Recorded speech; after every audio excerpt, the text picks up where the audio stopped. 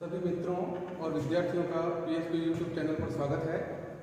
आज हम भारत के भूगोल के विषय में एक बहुत ही महत्वपूर्ण और मेजर टॉपिक है भारत का सामान्य परिचय, उसके बारे में विस्तार से थोड़ा सा पढ़ेंगे, क्योंकि सभी कंपटीशन के एग्जाम में ये टॉपिक जो है इस पर बहुत सारे प्रश्न बने हुए हैं और बहुत सारे प्रश्न आते हैं, चाहे कितना ही छोटा ही एग्जाम कंपटीशन का हो, चाहे कितना बड़े से बड़ा हो। और बीए थर्ड ईयर में भारत का भूगोल जो है उसमें भी ये टॉपिक दिया हुआ है, तो आज इसके बारे में अपन थोड़ा सा देखेंगे। सबसे पहले बात करते हैं भारत के सामान्य परिचय में कि भारत के सामान्य परिचय में कौन कौन सी बातें आएंगी और कंपटीशन एग्जाम में कौन कौन से महत्वपूर्ण प्रश्न बनते हैं। तो बोर्ड पर मैंने बहुत सारी चीजें डिस्प्ले कर रखी हैं, इन सारे जो भी कंटेंट हैं इस पर प्रश्न पूछे गए हैं और हमको इसको मैप के अकॉर्डिंग देख करके समझना है कि किस प्रकार से यहाँ पर प्रश्न बनेंगे और कौन कौन सी चीजें जो है वो हमको याद रखनी है। ठीक है, तो हम स्टार्ट करते हैं। भारत के सामान्य परिचय में सबसे पहले अपन बात करते हैं कि भारत का मैप जो है उस मैप में किस प्रकार से उसके पड़ोसी देश हैं, पड़ोसी देश के साथ में उसकी लंबाई, चौड़ाई, उसका क्षेत्रफल और साथ में पड़ोसी देशों के साथ में जो अंतर्राष्ट्रीय सीमाएं लगती हैं वो कितनी हैं, कौन से देश के साथ सर्वाधिक लगती है, कौन से देश के साथ कम लगती है, उसके साथ में भारत का अक्षांशीय और देशांतरीय विस्तार क्या है, ग्लोब में भारत की स्थिति क्या है, इस विषय में अपन डिटेल से पढ़ेंगे। सबसे पहले बात करते हैं अपन कि भारत के पड़ोसी देश कौन कौन से हैं। तो यहाँ पर मैंने पड़ोसी देशों के नाम लिख रखे हैं, जैसे भारत के साथ 7 पड़ोसी देशों की सीमाएं लगती हैं, जिसमें पहला है पाकिस्तान, दूसरा है अफगानिस्तान, तीसरा है चीन, चौथा है नेपाल, पांचवा भूटान, छठा बांग्लादेश और सातवां म्यांमार। इसके साथ में मैंने यहाँ पर कुल कितनी सीमा किलोमीटर में लगती है वो भी आंकड़े लिख रखे हैं। तो इन आंकड़ों के आधार पर आपको ये समझ में आ जाएगा कि किस देश के साथ भारत की सीमा सर्वाधिक लगती है और किस देश के साथ में भारत की सीमा जो है वो सबसे कम लगती है। ठीक है, अपन बात करेंगे भारत की। तो भारत के बिल्कुल पश्चिम में पाकिस्तान अवस्थित है, इसके साथ में जो अंतर्राष्ट्रीय सीमा लगती है उसको रेड क्लिफ के नाम से जानते हैं। जैसे ये जो सीमा लगती है इसको रेड क्लिफ कहा जाता है। ठीक है, उसके बाद में उत्तर पश्चिम भाग में अपन देखते हैं कि अफगानिस्तान है और अफगानिस्तान की जो सीमा भारत के साथ में लगती है वो मात्र 80 किलोमीटर लगती है। उसके बाद में उत्तर पूर्वी भाग में देखेंगे तो चीन है, नेपाल है, ये दोनों के साथ में भारत की सीमा लगती है और साथ में भूटान है। उसके बाद में पूर्वी भाग में, दक्षिण पूर्वी भाग में बांग्लादेश और म्यांमार, इन 2 देशों के साथ में भारत की अंतर्राष्ट्रीय सीमा लगती है। ठीक है, उसके बाद में अपन बात करते हैं कि गोलार्ध में भारत की स्थिति किस प्रकार से स्थित है। तो मैं आपको बताना चाहूंगा, गोलार्ध में हम बात करते हैं तो ये जैसे पृथ्वी है, इस पृथ्वी में भूमध्य रेखा इसको 2 भागों में बांटती है। ये जो भाग है इसको उत्तरी भाग बोलते हैं और इसको दक्षिणी भाग बोलते हैं। ये पूर्वी भाग है और ये पश्चिमी भाग है। अगर भारत की स्थिति अपन देखें गोलार्ध की दृष्टि से तो भारत जो है वो इस प्रकार से है। प्रधान देशात्मक रेखा भी इसको 2 भागों में बांटती है, ये पूर्वी भाग, ये पश्चिमी भाग, ये उत्तरी भाग और ये दक्षिणी भाग। भारत की स्थिति ये है। तो इस आधार पर अपन देखते हैं कि प्रश्न इस पर हमेशा पूछा जाता है कि गोलार्ध में भारत की स्थिति क्या है। तो गोलार्ध में भारत की स्थिति जो आएगी वो पूर्ण रूप से उत्तरी गोलार्ध आएगी। ठीक है, और देशांतरीय आधार पर आएगी पूर्वी। तो उत्तर पूर्वी गोलार्ध में भारत की स्थिति। ठीक है, ये प्रश्न भी बहुत सी बार पूछा गया है, इसको हमको ध्यान रखना है। उसके बाद में भारत की लंबाई और चौड़ाई जो है वो अपन देखेंगे कि पूर्वी में अरुणाचल प्रदेश का जो स्थान है तिब्बत, वहां से लगा करके पश्चिम में गुजरात में मोतीपुर नाम का जो स्थान है, ये इसकी चौड़ाई को बता रहा है। भारत की चौड़ाई जो है वो 2933 किलोमीटर है। ठीक है, उसके बाद में लंबाई अगर देखें भारत की, तो भारत की लंबाई जो है वो जम्मू कश्मीर में इंदिरा कोल नाम के स्थान से लगा करके दक्षिण में कन्याकुमारी तक जो है 3214 किलोमीटर। इस पर भी प्रश्न पूछा जाता है। इस पर प्रश्न कभी कभी ये भी पूछा जाता है कि भारत की लंबाई और चौड़ाई में कितना अंतर पाया जाता है, कितना अंतर है। तो इसमें क्या करेंगे कि लंबाई और चौड़ाई इन दोनों के बीच में कितना अंतर आ रहा है वो हम देख लेंगे। तो जैसे यहाँ पर 2933 है, 2933 है, तो 67 किलोमीटर ये वाला और 14 किलोमीटर ये, 81 किलोमीटर का अंतर है। और ये अंतर का प्रश्न एक दो बार कंपटीशन के एग्जाम में पूछा गया है। ठीक है, अगली बात करते हैं अपन कि भारत का अक्षांशीय और देशांतरी विस्तार क्या है।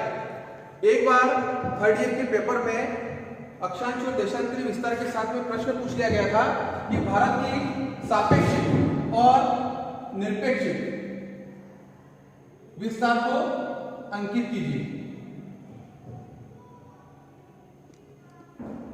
इसका संबंध जो है वो भी अक्षांशीय और देशांतरी से। ठीक है, हॉरिजॉन्टल और वर्टिकल ये इंग्लिश वर्जन में आता है। प्रश्न हमेशा जब पूछा जाता है कंपटीशन में तो हिंदी के साथ में इंग्लिश में भी उसका पूछा जाता है। तो अगर हिंदी में कोई शब्द हमारे को समझ में नहीं आए, कठिन हो, तो ऐसी स्थिति में हम क्या करेंगे कि इंग्लिश वर्जन को देख लेंगे तो उससे समझ में आ जाएगा आसानी से कि किस प्रकार से वो पूछना चाह रहा है। अक्षांशीय विस्तार भारत का 8 डिग्री 4 मिनट उत्तरी अक्षांश से 37 डिग्री 6 मिनट उत्तरी अक्षांश। समझना इसको, अक्षांशीय विस्तार जो है वो 8 डिग्री 4 मिनट से ये उत्तरी अक्षांश से 37 डिग्री 6 मिनट उत्तरी अक्षांश। इसको समझना थोड़ा सा। अक्षांशीय विस्तार का जो मतलब होता है, ये जो पूर्व से पश्चिम की ओर सीधी रेखा होती है ये अक्षांश रेखा होती है। इन अक्षांश रेखाओं में भारत का विस्तार जो है वो 8 डिग्री 4 मिनट से 37 डिग्री 6 मिनट उत्तरी अक्षांश। प्रश्न कभी कभी घुमा देता है और बहुत सी बार ऐसा प्रश्न आया हुआ है कि चारों ऑप्शन में 8 डिग्री 4 मिनट से 37 डिग्री 6 मिनट दे रखा है, लेकिन उसके पीछे जो है जैसे भारत का अक्षांश विस्तार उत्तरी अक्षांश 8 डिग्री 4 मिनट उत्तरी अक्षांश से 37 डिग्री 6 मिनट उत्तरी अक्षांश दे रखा है। दोनों ही विस्तार में उत्तरी अक्षांश साथ में लिखा हुआ है। इसका मतलब क्या होता है, भारत चूंकि उत्तरी गोलार्ध में अवस्थित है, इस कारण से भारत का विस्तार जो है वो 8 डिग्री 4 मिनट से प्रारंभ होकर के जो कि उत्तरी अक्षांश में, क्योंकि उत्तरी गोलार्ध में है तो उत्तरी अक्षांश से प्रारंभ होकर के उत्तरी अक्षांश पर ही समाप्त होता है। इस कारण से भारत का विस्तार जो है वो पूर्ण रूप से उत्तरी अक्षांश है। इसलिए भारत के अक्षांशीय विस्तार में 8 डिग्री 4 मिनट के साथ उत्तरी अक्षांश और 37 डिग्री 6 मिनट के साथ में उत्तरी अक्षांश लिखा हुआ है। तो बहुत सी बार इसके साथ में बदल करके दे देता है 8 डिग्री 4 मिनट उत्तरी अक्षांश से 37 डिग्री 6 मिनट दक्षिणी अक्षांश, पश्चिमी अक्षांश, पूर्वी अक्षांश, ऐसा लिख के दे देता है इसके साथ में। तो वहां पर बच्चा कंफ्यूज हो जाता है कि आंकड़े तो उसको ध्यान में रहते हैं 8 डिग्री 4 मिनट है, लेकिन उसके पीछे दोनों ही तरफ उत्तरी अक्षांश आएगा या नहीं आएगा, वहां पर कंफ्यूज होता है। तो ऐसी स्थिति में हमारे को ध्यान रखना है कि भारत की स्थिति जो है वह उत्तरी गोलार्ध में होने के कारण अक्षांशीय विस्तार उसका जो है 8 डिग्री 4 मिनट उत्तरी अक्षांश से 37 डिग्री 6 मिनट उत्तरी अक्षांश होगा। उसी प्रकार से भारत का देशांतरी विस्तार अगर अपन देखें तो देशांतरी विस्तार जो है वो 68 डिग्री 7 मिनट पूर्वी देशांतर से 97 डिग्री 25 मिनट पूर्वी देशांतर के बीच होगा। यहां पर भी सेम थ्योरी लगी होगी, क्योंकि देशांतरी विस्तार का मतलब होता है उत्तर से दक्षिण की ओर एक ही अक्ष पर मिलने वाली रेखाएं देशांतर रेखाएं, और भारत का जो विस्तार है वो पूर्ण रूप से पूर्वी भाग में है, पूर्वी गोलार्ध में है। इस कारण से 68 डिग्री 7 मिनट पूर्वी देशांतर से 97 डिग्री पूर्वी देशांतर के बीच होगा। पूर्वी देशांतर ही आएगा इसमें।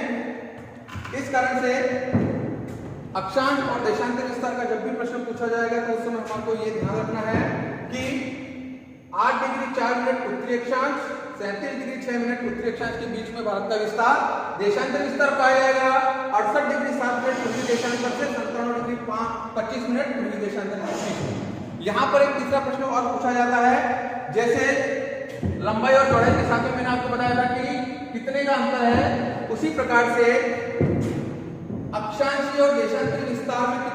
पाया जाता है, या अक्षांशीय विस्तार कितना है। ये प्रश्न भी पूछा गया कि भारत का विस्तार जो अक्षांशीय माध्यम से 8 डिग्री 4 मिनट से 37 डिग्री 6 उत्तरी अक्षांश है, तो उनके बीच का विस्तार कितना पाया जाता है। तो मैंने यहाँ पर लिखा हुआ है ये विस्तार भारत का अक्षांशीय जो है वह अक्षांशीय विस्तार जो है वह 29 डिग्री 2 मिनट है, जबकि देशांतरी विस्तार जो है वो कुल देशांतरी विस्तार 68 डिग्री 7 मिनट से प्रारंभ होकर के 97 डिग्री 25 मिनट पूर्वी देशांतर पाया जाता है। तो इसका विस्तार जो है वो 29 डिग्री 18 मिनट। ठीक है, इस प्रकार से ये भी 2 प्रश्न नए बनते हैं विस्तार के साथ। अगला जो भाग है वो है प्रश्न पूछा जाता है कभी कभी, सामान्य सा प्रश्न है ये, अमूमन बच्चे इसको याद भी रखते हैं, ज्यादा दिक्कत भी नहीं है, लेकिन फिर भी हमारे को ध्यान रखना है भारत का क्षेत्रफल कितना। तो भारत का क्षेत्रफल है 32,87,263 वर्ग किलोमीटर। यहाँ पर भी कभी कभी घुमा देता है, आंकड़े 4 ऑप्शन में समान दे देता है, और यहाँ पर km, ml या km स्क्वायर इस तरीके से ये पीछे जो दिया हुआ है वो बदल देता है। आंकड़े सेम रहते हैं 4 ऑप्शन में, यहाँ पर बदल देता है। तो ये ध्यान रखना, अगर हिंदी में होगा तो वर्ग किलोमीटर होगा, वर्ग किलोमीटर, ठीक है, और इस तरीके का होगा तो ये दोनों ऑप्शन सही होंगे। इन दोनों में से जो भी एक दे रखा होगा और वो ऑप्शन सही होगा। कभी कभी पूरे क्षेत्रफल में कभी पूरे आंकड़े नहीं देता है, और शॉर्ट में कभी कभी वो देता है, तो यह एक ऑप्शन जो होगा 32.8 वर्ग किलोमीटर, ये भी सही होगा। ठीक है, तो ये हो गया भारत का क्षेत्रफल। विश्व क्षेत्रफल का भारत कितना प्रतिशत है। भारत का क्षेत्रफल जो कि आपने अभी देखा 32,87,263 वर्ग किलोमीटर है, वह पूरे विश्व का कितना प्रतिशत रखता है। तो विश्व क्षेत्रफल का भारत जो है वो 2.42% भाग रखता है। हम देखते हैं कि क्षेत्रफल की दृष्टि से भारत जो है वह मात्र 2.42% भाग रखता है, जबकि यहाँ पर भारत की जनसंख्या हम देखें तो विश्व में अभी दूसरे स्थान पर है।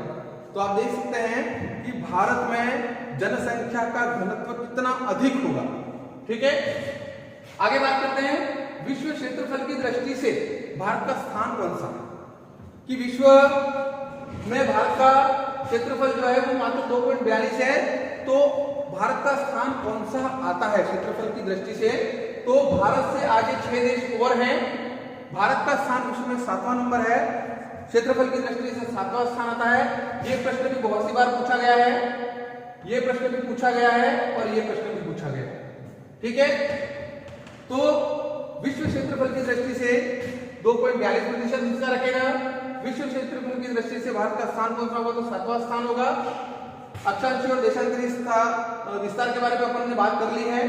पड़ोसी देश के साथ सीमाएं, तो आप देख सकते हैं इसमें आंकड़े लिखे गए हैं। पाकिस्तान के साथ भारत की जो सीमा लगती है वो 3,310 किलोमीटर है। अफगानिस्तान के साथ जो सीमा लगती है वो 80 किलोमीटर है। चीन के साथ में जो अंतर्राष्ट्रीय सीमा लगती है भारत की वो 3,912 किलोमीटर है। नेपाल के साथ में जो भारत की सीमा लगती है 1,752 किलोमीटर है। भूटान के साथ में जो भारत की अंतर्राष्ट्रीय सीमा लगती है 587 किलोमीटर है। बांग्लादेश के साथ में जो भारत की अंतर्राष्ट्रीय सीमा लगती है 4,600 किलोमीटर है। और म्यांमार के साथ में जो अंतर्राष्ट्रीय सीमा लगती है भारत की वो 1,458 है। अब यहाँ पर इन आंकड़ों के आधार पर आपको स्पष्टता से दिख रहा होगा कि सर्वाधिक सीमा भारत की कौन से देश के साथ में लगती है अंतर्राष्ट्रीय सीमा, तो वो होगा बांग्लादेश। बांग्लादेश होगा पहला। और सबसे कम कौन से देश के साथ में लगती है, तो वो आपको आंकड़ों से स्पष्ट दिखाई दे रहा होगा, अफगानिस्तान। ठीक है, इस तरीके से इसका ध्यान रखना है अपन को। ये सारे ऐसे प्रश्न थे जो सभी कंपटीशनों में हमेशा पूछे गए हैं। ये पूरा कंटेंट जो है वो बीए की क्लासों में दे भी रखा है, लेकिन बच्चे थोड़ी बहुत लापरवाही करते हैं, इसको सटीकता से पढ़ते नहीं है। जब इसके सीधे और सिंपल प्रश्न आते हैं तो उस समय आंकड़ों को देख करके उलझ जाते हैं। अगली बात समझ में, तो हमारे को मैप के अकॉर्डिंग जो भी महत्वपूर्ण चीजें हैं उनको नोट करें, मैप खाली लाइन उससे उनको भरे। जैसे पहले हमने पड़ोसी देश भरे, फिर पड़ोसी देशों के साथ में सीमा कितनी लगती है वो भरे, उसके बाद में फिर अक्षांशीय देशांतरी विस्तार भरे, उसके साथ में फिर भारत के कौन कौन से राज्य वो भी हम भर सकते हैं। भारत को दो भागों में बांटने वाले 13.5 डिग्री उत्तरी अक्षांश जिसको कर्क रेखा कहते हैं उसको भी भरा जा सकता है। ये भारत के 8 राज्यों से होकर के गुजरती है। उसके बाद में भारत की जो मानक रेखा इसलिए क्योंकि भारत का जो समय है उसका निर्धारण इस रेखा के आधार पर किया जाता है। पूर्वी देशांतर 82.5 जो पूर्वी देशांतर रेखा है उसके आधार पर इस पर भी प्रश्न पूछा गया है। ये कहां से किसके कौन से स्थान से सबसे नजदीक से गुजरती है, तो इलाहाबाद दिल्ली नाम का जो स्थान है उसके साथ में सबसे नजदीक से ये गुजरती है। भारत का समय जो है वो इसी रेखा के आधार पर निर्धारित किया गया है, क्योंकि भारत का देशांतरी विस्तार अपन देखेंगे तो देशांतरी विस्तार 29 डिग्री 18 मिनट तक का विस्तार पाया जाता है और 1 डिग्री पर 4 मिनट का अंतर आ जाता है। इसलिए हम अगर देखेंगे तो हर एक राज्य में समय अलग अलग होगा। तो पूरे भारत में एक समय का निर्धारण किस आधार पर करें तो वो इसी रेखा के आधार पर किया जाता है। भारत का समय जो है वो 5.5 घंटा प्रधान मानक रेखा ग्रीनिच रेखा से 5.5 घंटे हम आगे चलते हैं। भारत का समय निर्धारण इस रेखा के आधार पर किया जाता है। भारत को दो समान भागों में बांटने वाली जो 23.5 डिग्री उत्तरी अक्षांश कर्क रेखा के नाम से जानी जाती है, 8 राज्यों से होकर के गुजरती है। इन चीजों को भी हम ध्यान में रखें, ठीक है। उसके बाद में आगे चलते हैं अपन। ये एक टॉपिक है, इस पर कभी प्रश्न बहुत ज्यादा पूछे तो नहीं जाते हैं, लेकिन थर्ड ईयर का ये कंटेंट है, थर्ड ईयर में थ्योरी है इसकी। इस आधार पर अपन थोड़ी सी इस पर चर्चा कर लेंगे कि भारत का नामकरण किस आधार पर भारत हुआ। प्राचीन काल में यह कहा जाता है कि भरत नाम का एक प्रतापी शासक हुआ था और उसके नाम पर इसका नाम भारत पड़ा। भारत को भारत कहा जाता है, हिंदुस्तान कहा जाता है, इंडिया कहा जाता है। तो ये सारे नाम किस आधार पर आए तो इस पर हम शॉर्ट में चर्चा कर लेंगे। चर्चा क्या होगी, सबसे पहले अपन बात करते हैं कि प्राचीन काल में भारत के उत्तरी भाग में यानी कि इस जोन में एक जाति निवास करती थी और वो जाति थी आर्य जाति। कौन सी जाति? आर्य। और इस आर्य जाति के नाम से ही इस पूरे क्षेत्र का नाम जो पड़ा वो आर्यावर्त। और आर्यावर्त के प्रभुत्व वाले जो क्षेत्र है उसको ऋग्वेद में सप्त सिंधव के नाम से जाना जाता था। सप्त सिंधव का मतलब होता है 7 नदियों से युक्त वाला क्षेत्र, जिसको सप्त सिंधव के नाम से जाना गया है, ठीक है। ये ऋग्वेद में कहा जाता है इसको। इसके बाद में आर्यावर्त को पारसियों का एक ग्रंथ है जिसको जैन अवस्था कहा जाता है। उस जैन अवस्था में सप्त सिंधव यानी सप्त सिंधु क्षेत्र को हप्त हिंदू कहा गया। हप्त हिंदू कहने का मतलब क्या था तो यही सप्त सिंधु या सप्त सिंधव एक ही बात है, लेकिन इसको पारसी लोग जो थे वो हप्त हिंदू कहते थे। कारण क्या था? क्योंकि उनके उच्चारण में थोड़ी सी समस्या थी। क्या समस्या थी? वह स का उच्चारण हमेशा ह के रूप में करते थे, तो स को वह ह बोलते थे। इस कारण से सप्त सिंधु को वह हप्त हिंदू बोलने लगे और इसी कारण से सिंधु नदी को हिंदू नदी कहा गया। सिंधु नदी को हिंदू नदी के नाम से कहा गया और बाद में वही नाम जो है वो बदल करके जहां पर हिंदू नदी का पूरा क्षेत्र है और वहां पर जो लोग रहते हैं उसको हिंदुस्तान कहा गया और हिंदुस्तान नामकरण हो गया। उसी तरीके से भारत में दूसरी जो विदेशों से आने वाली जातियां हैं उसमें एक यूनानी और रोमासी भी है। इन्होंने इसको इंडिया नाम दिया। ये भी इसी सिंधु नदी के नाम से पड़ा, क्योंकि सिंधु नदी को यूनानी जो थे वो इंडोस का कहते थे और रोमवासी जो थे वो इंडस कहते थे और बाद में इसी का शुद्धिकरण होकर के इस पूरे क्षेत्र को इंडिया के नाम से जाना गया, ठीक है। जब इस क्षेत्र का विस्तार हुआ तो इसका विस्तार जो है वो पुराणों में कहा जाता है कि जम्बूद्वीप।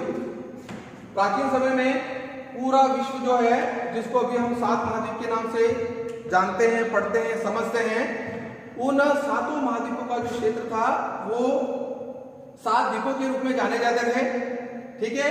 उसमें से एक जम्बूद्वीप था जो कि एशिया महाद्वीप में था और एशिया महाद्वीप में जम्बूद्वीप में पूरे भारत की अवस्थिति थी। इसलिए भारत जो था वो जम्बूद्वीप का भाग था। ये प्रश्न भी कंपटीशन में पूछा गया है कि प्राचीन काल में भारत कौन से द्वीप का भाग था या हिस्सा था या अंश था? तो जम्बू द्वीप का था और इसका विस्तार जो था वो उत्तरी एशिया में साइबेरिया तक था, क्योंकि आर्यावर्त जो था उसमें आर्य जाति में जो प्रतापी शासक हुआ भरत, उसके भरत के शासनकाल के दौरान इसका विस्तार हुआ था वो साइबेरिया तक गया। और हम जानते ही हैं कि प्रतापी शासक भरत के नाम से इस देश का नाम जो है वह भारत पड़ा। ठीक है, आज के कंटेंट में ये मुख्य बातें हो गई। इससे रिलेटेड बहुत सारी बातें और भी हैं जो हम आगे के वीडियो में आपको बताएंगे। धन्यवाद।